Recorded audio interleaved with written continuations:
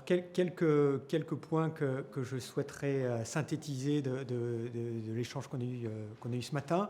Tout d'abord, l'impact sur les impacts macroéconomiques de la transition écologique et énergétique en particulier.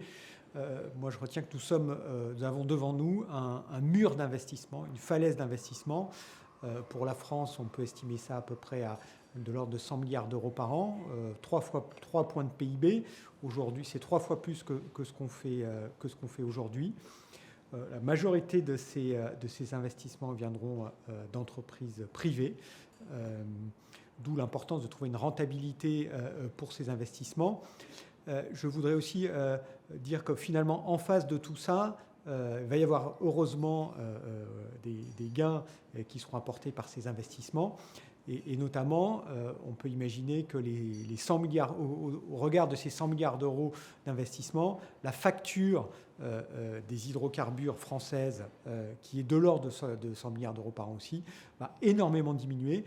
Et finalement, on passe d'un monde où on est très dépendant d'une facture énergétique liée à des fossiles à un monde d'investissement. On a beaucoup d'investissements à faire, mais on a très peu de dépenses de fonctionnement. Et ce qu'estime un certain nombre d'instituts, notamment le côté britannique, le Haut Conseil au climat, c'est que au-delà de ce mur d'investissement qu'on va avoir en face de nous pour 10 ans, à une échéance d'une quinzaine d'années, finalement les gains qui seront liés à toutes ces économies notamment sur les hydrocarbures permettront de donner une certaine rentabilité à la transition énergétique au-delà de ce choc.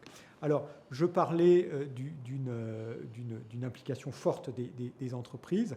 Elle est déjà très marquée. Hein.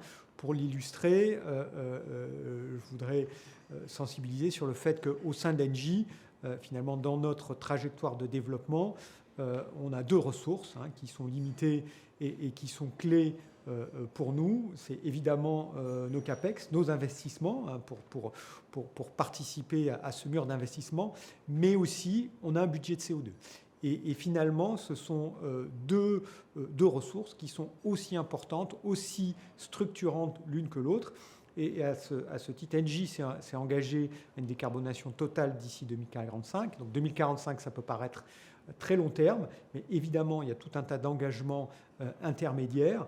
Et donc tous les investissements, toute la trajectoire de développement d'Engie se fait forcément en cohérence avec une trajectoire, un budget carbone qui est en très forte décroissance.